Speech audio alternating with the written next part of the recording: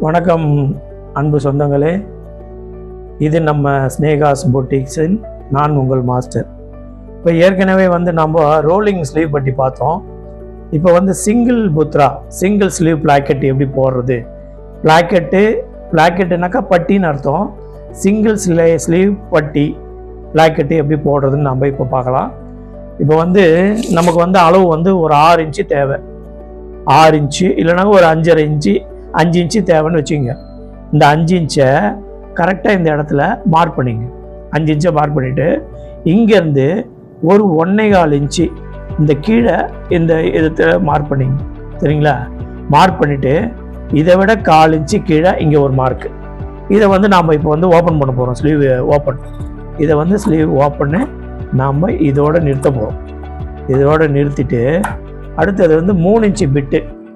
3 inch பிட்டு நம்ம இந்த அளவுக்கு எடுத்துக்க போகிறோம். பார்த்தீங்களா? இது எவ்வளோ இருக்குதுனாக்கா, இது 6 இன்ச்சு வேணும்னாக்கா இது மொத்தம் எவ்வளோ இருக்குது? 5.25 இருக்குது. இது ஒரு 6.25 இருந்தால் கூட போதும் 1 இன்ச்சுக்கு. இப்போ நம்ம இது 2 பிட்டு எடுத்துக்கணும். இது அகலம் 3 இன்ச்சு. இது ஒரு 4.5 இன்ச்சு. இங்கேருந்து ஒரு 1.25 இன்ச்சு. இதை நம்ம எடுத்துக்க போகிறோம். இப்போ அடுத்தது நம்ம உல்டா சீதான்னு ஒன்று இருக்குது. தெரியுங்களா உங்களுக்கு? உல்டானாக்கா இன்னர் சைடு, சீதானாக்கா டாப் சைடு. இது ரெண்டுத்தையும் பார்க்குறோம். இன்னர் சைட்லேருந்து இப்போ நம்ம இந்த ஸ்லீவ் பட்டியை ஸ்டார்ட் பண்ண போகிறோம். முதல்ல இதை ஸ்லீவ் இப்படி வச்சுட்டு இந்த ஸ்லீவ் பிளாக்கெட் இருக்கு இல்லையா, இதை நம்ம இங்கே வைக்கிறோம். சரிங்களா? இதை வச்சுட்டு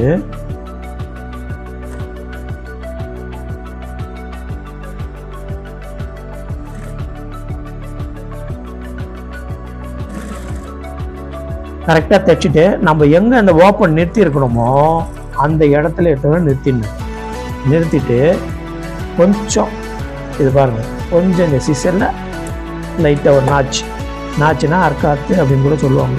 இதை அப்படி பரட்டி அப்படியே கொண்டு வரணும். இதுதான் ஃபஸ்ட்டு ஸ்லீவ் பட்டி, ஸ்லீவ் பிளாக்கெட்டு போகிறதோட முறைமை. பார்த்தீங்களா? பார்த்துக்கிட்டீங்களா? இப்போ பாருங்கள், ரெண்டாவதாக நம்ம எதை ஃபஸ்ட்டு விட்டோமோ இப்போ அந்த கண்டினியூவேஷனில் இதை விடணும். இப்போ இது எப்படி உருட்டி இருக்கோமோ அதே போல் இதை நாம் உருட்டணும். சரிங்களா? உருட்டிட்டோமா? ரொம்ப எளிமையான மெத்தட் இதெல்லாம். இது நாம் இதை இந்த ஸ்லீவ் பிளாக்கெட்லாம் போட தெரிஞ்சிட்டுனாக்கா ஒரு இடத்துக்கு வேலைக்கு போனால் கூட நம்மளை மெச்சூரான டெய்லரு அப்படின்னு சொல்லிட்டு நல்ல இன்கம் சேலரி கூட நல்ல சேலரியாக கொடுப்பாங்க. ஏற்கனவே ரோலிங் புத்ரா போட்டல, இது அடுத்த ஸ்டெப்பு. இதுக்கே நல்ல காசு நீங்கள் ஏர்ன் பண்ணலாம். பார்த்தீங்களா? இதை இந்த அர்க்காத்தை இந்த இடத்துல இப்படி போட்டுடணும். ரொம்ப மெயின் இதெல்லாம். அர்க்காத்தை போட்டுட்டு இதை கீறிட்டு இந்த பாருங்கள் இருக்கு இல்லையா, இதை இப்படி எடுத்துட்டு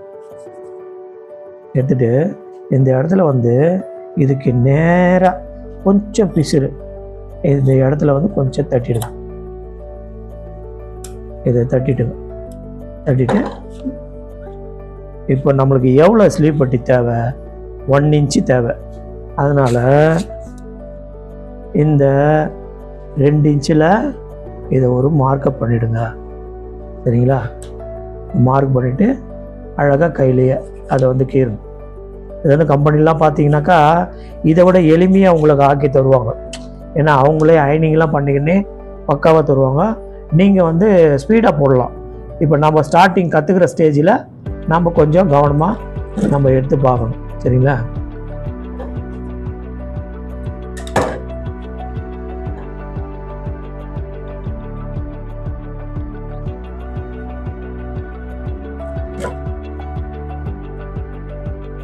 அதே போல் இந்த தையல் மேலேயே வைக்கணும், கீழே இறங்கக்கூடாது. நம்ம எவ்வளோக்கு எவ்வளோ தையல் மேலே வைக்கிறோமோ அவ்வளோக்கு அவ்வளோ நம்மளுக்கு நல்ல ஃபினிஷிங் வரும். எந்த இடத்துல நம்ம நாச் அந்த அர்க்காத்து போட்டோமோ அந்த இடத்துல ஒரு மார்க் பண்ணிவிட்டு இதை எடுத்து கரெக்டாக அந்த இடத்துல ஸ்டாப் பண்ணால் தான் உள்ளே இருக்கிறது லாக் ஆகும். உள்ளே இருக்கிற ஸ்லீவ் பட்டிக்கு உள்ளே இருக்கிறது லாக் ஆகும். லாக் ஆனால் தான் நம்மளுக்கு ஃபினிஷிங்கு, இன்னர் ஃபினிஷிங்கும் நம்மளுக்கு கரெக்டாக வேணும். மேலே மட்டும் கரெக்டாக இருந்தால் போதாது. ஒரு சிலர் வந்து இன்னர் ஃபினிஷிங் வந்து பார்க்க மாட்டாங்க. அது ஒரு மாதிரி அடாவடியாக இருக்கும். அந்த வேலை நம்மளுக்கு இருக்கக்கூடாது. நம்ம எப்போ செஞ்சாலும் அந்த வேலைகளை வந்து சுத்தமாக செய்யணும். இப்போ பார்த்தீங்களா, இப்போது இதை வந்து இந்த டைமண்ட் ஷேப் மாதிரி இந்த பாருங்கள் இருக்கு இல்லையா, இதை வந்து டைமண்ட் ஷேப் மாதிரி இதை மடிச்சுக்கணும். மடிச்சிட்டா உங்களுக்கு இந்த கூம்பு வடிவம் வந்து கரெக்டாக வரும் 1 இன்ச்சுக்கு. பார்த்தீங்களா? ஓகேவா?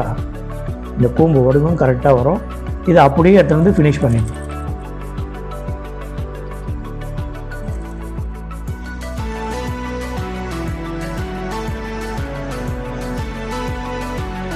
இங்கே அந்த குறுக்கு லைட்டாக கொஞ்சம் குறுக்கட்டணும்.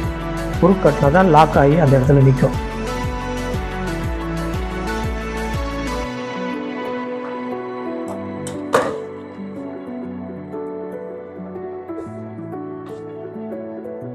பார்த்தீங்களா எப்படி இருக்குது? பார்த்தீங்களா? இப்போ இது இந்த ஒரு சைடு நம்ம தைச்சிருக்கோம், இன்னொரு சைடும் நம்ம தைக்கணும். ஒரு 2 ஸ்லீவை நம்ம ரெடி பண்ணி, ஆனால் தைக்கும்போது ஆப்போசிட் மட்டும் முக்கியமாக கவனிக்கணும். ஆப்போசிட்டு முக்கியமாக கவனித்து தைக்கணும். ஏன்னாக்கா ரெண்டுமே ஒரே வசமாக தைச்சிட்டாக்கா அது என்ன ஆகுனாக்கா ஸ்லீவ் உங்களால் அட்டாச் பண்ண முடியாது, ஃப்ரண்ட் பேக் மாறிடும்.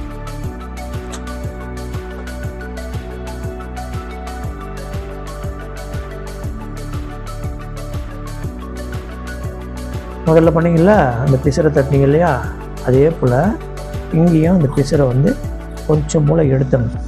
எடுத்தால் தான் உங்களுக்கு கரெக்டாக வரும். அதே போல் 2 இன்ச்சு அளந்துங்க. ஆரம்ப கட்டத்தில் அளந்தே தைங்க எல்லாத்தையும். இங்கே நாளாக உங்களுக்கு அதுவே பழக்கமாகிடும். பழக்கமாயிடுச்சுன்னா நீங்கள் ரொம்ப எளிமையாக சுலபமாக தைக்கலாம். சரிங்களா?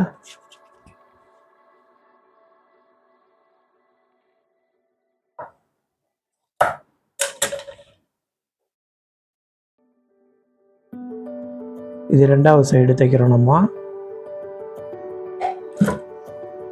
இந்த ஸ்லீவ் பட்டியை போட்டுட்டாலே, அதாவது சீனியர் டைலர்னு சொல்லிடுவாங்க இல்லை. இதை மட்டும் நம்ம கரெக்டாக பண்ணிட்டோன்னாக்கா, இந்த அர்க்காத்தி போட்டிருந்தோம் இல்லையா, பார்த்துங்க கரெக்டாக அந்த இடத்துல எடுத்துங்க. இந்த ஸ்லீவ் பட்டியை நம்ம போட்டாலே நம்ம கம்பெனியில் ஒரு சீனியர் டைலர் மாதிரி. பிசி ரேட்லலாம் வந்து ஒரு பார்ட்ஸ் கொடுப்பாங்க. அதில் வந்து பார்த்தீங்கன்னாக்கா காலருக்கு அதிகமான ரேட்டு. அடுத்த கட்டம் பார்த்தீங்கன்னாக்கா ஸ்லீவ் பட்டிக்கு தான் அதிகமான ரேட்டு. ஸ்லீவ் பட்டி போடுறதுக்கெலாம் ரொம்ப ஆளுங்க ரொம்ப கம்மியாக இருப்பாங்க. இதை நம்ம கற்றுக்கிட்டாக்கா அடுத்தடுத்து உங்களுக்கு வேலைகளை புதுசாக கற்றுக்கிறதுக்கு உங்களுக்கு ரொம்ப ஈஸியாக இருக்கும்.